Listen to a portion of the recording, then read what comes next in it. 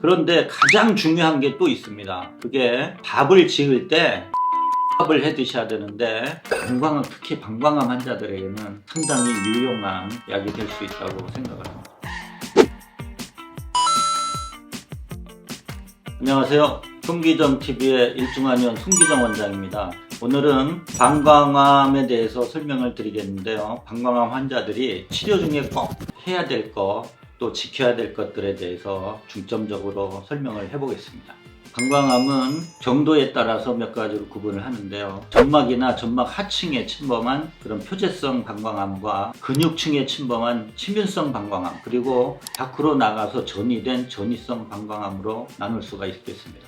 방광암은 남성들이 여성에 비해서 훨씬 비율이 높고요. 그 남성의 암 중에서 12 정도에 해당하는 그런 암입니다. 증상을 이제 간단하게 말씀드리면 사실은 무증상인 경우가 대부분인데 가장 뚜렷한 증상은 혈뇨입니다.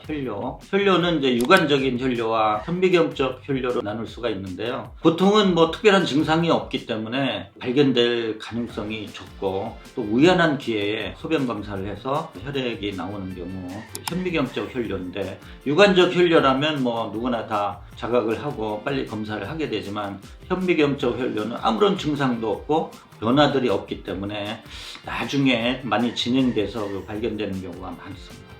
양방의 어떤 방광암 치료는 일단은 표재성인 경우는 내시경을 통해서 레이저로 암 세포를 제거하는 것이 가장 일반적인 방법이고요. 만약에 그 침윤성으로 근육층에 침범이 됐다, 이럴 경우에는 방광을 적출하게 됩니다. 인공 방광을 만들든지 밖으로 빼서 소변 주머니를 차든지 이런 치료법이 선택되어지고요. 만약에 이제 전이가 된 상태다 그러면 뭐 어쩔 수 없습니다. 방사선 치료라든지 뭐 항암 치료밖에 달리 방법이 없습니다. 저희 일중환의원에서는 독자 처방으로 5성분이 들어간 치종음이라는 그 처방을 개발해서 환자분들에게 방광암 치료약으로 처방하고 있고요. 치종음은 항암 효과와 면역력을 강화시키는 보양 효과가 동시에 있기 때문에 암을 억제하는 데 상당히 유용한 처방이고요. 이 외에도 방광에 손상된 세포를 재생해서 방광 기능을 빨리 회복할 수 있도록 하는 그 면역탕과 항암 효과가 있는 이런 약재들을 차로 만들어서 복용하는 항암 약차가 있습니다. 이들은 그 방광암 환자분들이 상태나 정도에 따라서 선택해서 처방하고 있고요. 좋은 결과들이 많이 나타나고 있습니다. 크게 아주 주의해야 될 관리법이 있는데요. 가능하면 육식을 삼가하고 단백질 섭취는 식물성 단백질인 콩이나 두부 등을 많이 섭취하시고, 어떤 재배한 나물보다는 자연에서 나는 제철 나물들이 아주 도움이 많이 될 것 같고요. 그런데 가장 중요한 게 또 있습니다. 그게 밥을 지을 때 율무밥을 해 드셔야 되는데, 반드시 율무를 50% 이상 섞은 밥을 해 드시면 그 암 치료에 많은 도움이 되는데요.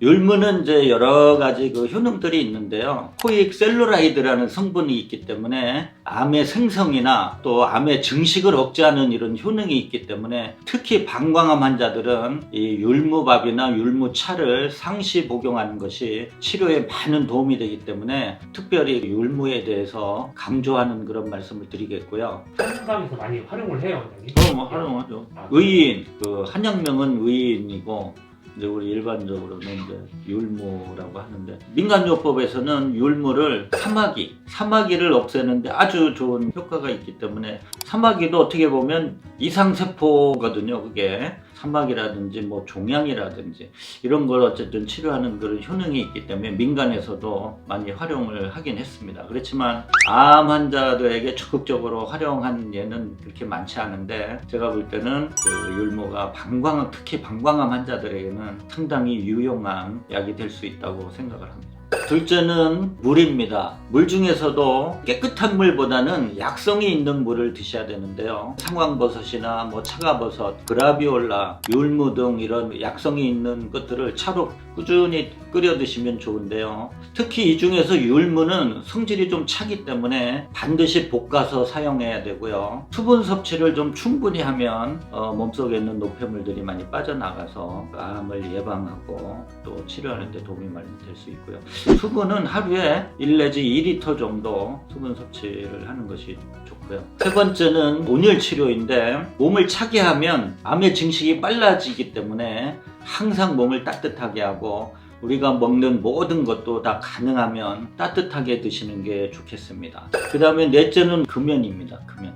이 흡연은 방광암의 발생 빈도를 흡연에서 10배가량 증가시킨다고 알려져 있기 때문에 이 흡연을 시작한 시점과 또 흡연량, 흡연 기간에 따라서도 그 발생 빈도가 증가한다고 알려져 있기 때문에 흡연자라면 하루라도 빨리 금연하는 것이 중요하겠고요. 그 다음에 이제 화공약품이나 이 농약이라든지 이런 발암물질이 많이 함유된 물질들에 많이 접촉한 분들에게서 발생 빈도가 높는데요. 그 이유는 혈액 속에 녹아들어서 신장에서 걸러지게 되는데, 그 걸러진 발암물질들이 방광에 일정 시간을 저장했다가 밖으로 배출되는데, 그 저장해 있는 시간 동안 지속적인 세포의 어떤 자극으로 인해서 세포 변이가 일어나고 결국은 암이 발생할 수 있는 가능성이 많기 때문에 화공약품이나 농약 등에 가능하면 접촉을 하지 않는 것이 중요하다고 하겠습니다.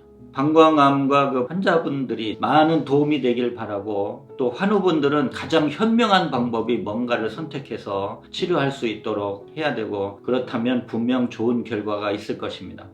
시청해 주셔서 감사합니다.